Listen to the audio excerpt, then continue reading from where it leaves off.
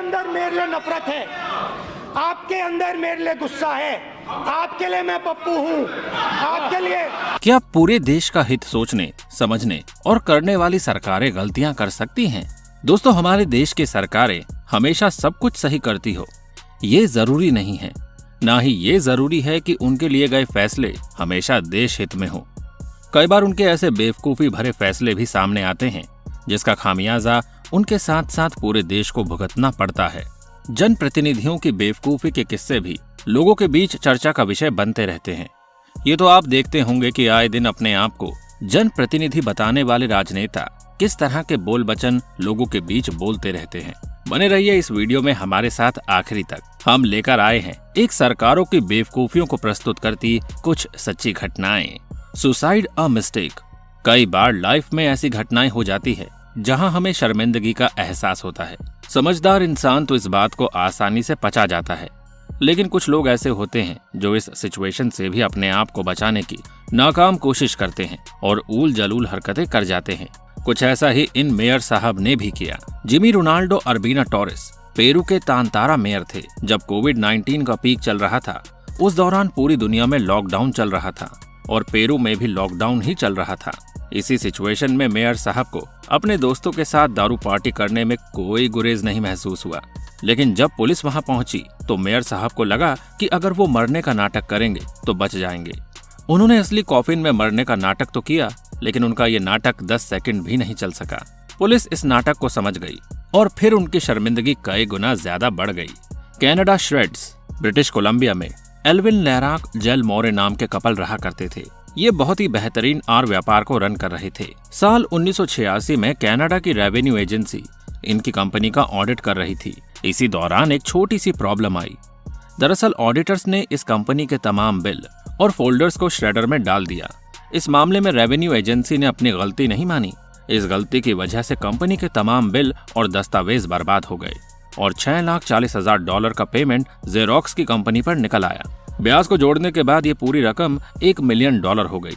दोनों पति पत्नी इस मामले को अदालत तक ले गए और साल 2005 में बड़ी फजीहत के साथ CRA ने इस मामले में रकम को माफ कर दिया, जबकि अब तक सरकार के कोर्ट में केस लड़ने, वकीलों की फीस और बाकी तमाम चीजों में अच्छा खासा पैसा खर्च हो चुका था।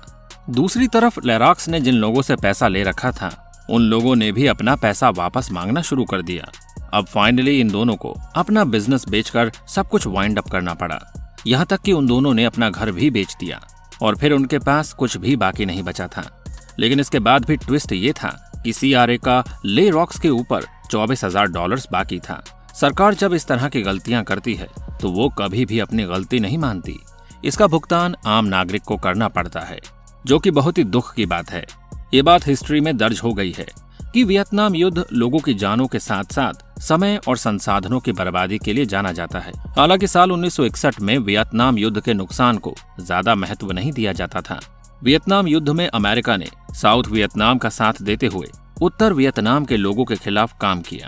साउथ वियतनाम के लोग अपने आप को एक्स्ट्रा ऑर्डिनरी और एडवांस प्रूफ करने के चक्कर में हैमलेट प्रोग्राम का हिस्सा बन गए। इस प्रोग्राम का उद्देश्य था साउथ वियतनाम में कई ऐसी बस्तियां बसाई जाए जो काफी सुरक्षित हो। साउथ वियतनाम के लोगों को यहाँ लाकर बसाने का इरादा था, जिससे कि वो अमेरिकी लाइफस्टाइल और क्वालिटी इसको एक्सेप्ट कर उन्हें अडॉप्ट कर सके। लेकिन लोगों के लिए तो सबसे पहले अपनी जमीन, अपनी मिट्टी, अपने पुरखों के कारोबार को छोड़ना ही बड़ा मुश्किल था। लोग वहां से जाने के लिए तैयार ही नहीं थे। उनकी ऐतिहासिक परंपराएं और कल्चर उनके लिए बड़ा इम्पोर्टेंस रखती थी, जिन्हें वो छोड़ने के लिए तैयार नहीं थे। भाई, अब आप सोच रहे होंगे कि शायद इनको बसाने के लिए बेहतरीन बस्तियां बसाई गई होंगी, तो ऐसा बिल्कुल भी नहीं है। कुछ बस्तियां तो किसी डरावने सपने की तरह थी। यहाँ की जमीनें बंजर थी, जहाँ किसी भी तरह से खेती नहीं हो सकती थी। छाया देने के लिए वहाँ पेड़ भी मौजूद नहीं थे। 6,000 लोगों के लिए बनाई गई इन बस्तियों में लगभग 14,000 लोगों को रखा गया था। अब आप समझ सकते हैं कि बाहर 90 डिग्री फ़ारेनहाइट का टेम्परेचर और भीतर इतने अधिक लोग वहाँ कैसे अपना जीवन बिताते होंगे। यही वजह थी कि जब उत्तरी वियतनाम के लोग जब यहाँ पर आए तो यहाँ के लोगों ने इन बस्तियों को बचाने की कोई कोशिश नहीं की। वहाँ के लोग अपनी सेना में नए रिक्रूटमेंट के लिए यहाँ के लोगों को यूज करने लगे। साल 1963 तक यहाँ बनाए गए कुल कॉटेज, इसमें से केवल 20% ही उनके हाथ में थे। नास्कार सोल्जर नेशनल गार्ड हमेशा ऐसे यंगस्टर्स की तलाश में रहते हैं जो उनके बीच में रहकर अपनी सेवाएं दे सके। साल 2011 में ये नास्कर के साथ जुड़ गया, जिससे कि चैंपियनशिप स्पॉन्सर कर सके। ये वो समय था जब नास्कर की शानदार रेस 15.6 मिलियन दर्शकों के साथ जुड़ी थी। नेशनल गार्ड ने 3 साल में $88 मिलियन का सरकारी पैसा नास्कर पर खर्च किया। ये डियर काम भी किया और साल 2012 में नेशनल गार्ड्स के पास 24,800 एप्लीकेशन आई, जबकि उन्हें पता था कि नए लोगों को ऐड करने के लिए उनका टारगेट साल भर में 50,000 का है। लेकिन लगता है नेशनल गार्ड का क्राइटेरिया कुछ ज्यादा ही हाई लेवल का था।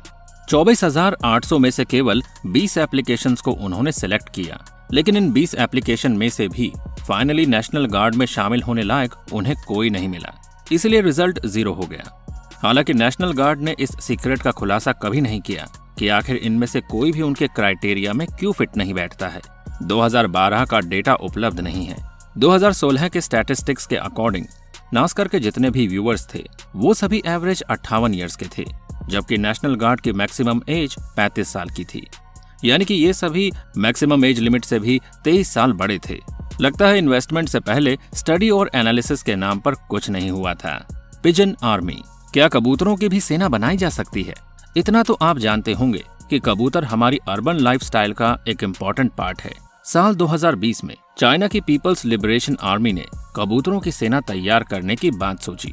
उन्होंने 10,000 कबूतरों की एक मैसेंजर यूनिट तैयार की, क्योंकि जब तमाम इलेक्ट्रॉनिक गैजेट्स के जरिए मैसेज भेजना और रिसीव करना पॉसिबल ना हो, तो इस सिचुएशन में ये मैसेंजर कबूतर काफी काम आ सकते हैं। ऐसा लगता है जैसे कि चीन भी रशिया के रास्ते पर चल पड़ा है। लेकिन आप सोचिए, इन पिजन सोल्जर्स को फैसिलिटेट करने के लिए जो चीनी कर्मचारी लगाया जाएगा, उसका कितना वक्त साफ सफाई में खर्च हो जाएगा। गुनगुनाई, बायोलुमिनेसेंस एक नेचुरल फिनोमेना है जो बेसिकली मछलियों के साथ नजर आता है। अक्सर समुद्र के किनारे बायोलुमिनेसेंस के खूबसूरत नजारे को देखा जाता है। हालांकि दुनिया में ऐसे बहुत से जानवर होते हैं जो अपनी एक अलग तरह की चमक पूरी दुनिया में भी बिखेरते हैं। हालांकि ज्यादातर जानवर मछली या फिर छोटे मोटे कीड़े मकोड़े होते हैं, लेकिन ये जो आप अपनी स्क्रीन पर देख रहे हैं ये तो रेनडियर है। लेकिन जानते हैं ये चमक क्यों रहा है? इसमें किसी तरह की कोई नेचुरल चमक नहीं है, बल्कि गवर्नमेंट ने इस पर रिफ्लेक्टिव पेंट कराया। और इसके पीछे रीजन ये है कि हर साल सड़क दुर्घटनाओं में लगभग 4,000 के करीब लोग मारे जाते हैं। किसानों की कमाई कम हो जाती है, साथ ही दुर्घटनाग्रस्त कारों को भी अच्छी खासी कीमत चुकानी होती है, क्योंकि एक अडल्ट हिरण का वजन लगभग एक पियानो के बराबर होता है। तब फिनलैंड की सरकार ने यह आइडिया इम्प्लीमेंट किया कि अगर इनके सींगों पर रिफ्लेक्टिव पेंट लगाया जाएगा तो ड्राइवर को पहले ही समझ में आ जाएगा और दुर्घटना नहीं होगी। लेकिन इससे ड्राइवरों को कोई फर्क नहीं पड़ा, क्योंकि ड्राइवरों का सोचना ये था कि कार की हेडलाइट को करीब आते हुए देखकर ये हिरण अपने आप वहां से हट जाएंगे। इसलिए इस तरह की दुर्घटनाओं में कोई कमी नहीं आई। इसके अलावा सरकार ने इस फैक्ट को भी इग्नोर कर दिया कि सभी हिरण साल के काले मौसम यानी कि सर्दियों के मौसम में अपने सींगों को खो देते हैं। काश के सरकार के किसी अधिकारी, कर्मचारी या फिर नेता ने ये सोचा होता कि रेनडियर के सींग तो हर साल गिर जाते हैं, फिर पेंट का खर्चा क्यों किया जाए। दोस्तों, बाकायदा सरकार के द्वारा की गई इन मिस्टेक्स पर आपका क्या ख्याल है और इनमें से सबसे बिग मिस्टेक आपको किसकी लगी? हमें कमेंट बॉक्स में लिखकर जरूर बताइएगा। तो फिर मिलेंगे आपसे एक नई वीडियो में। तब तक के लिए जय हिंद, जय भारत, वंदे मातरम।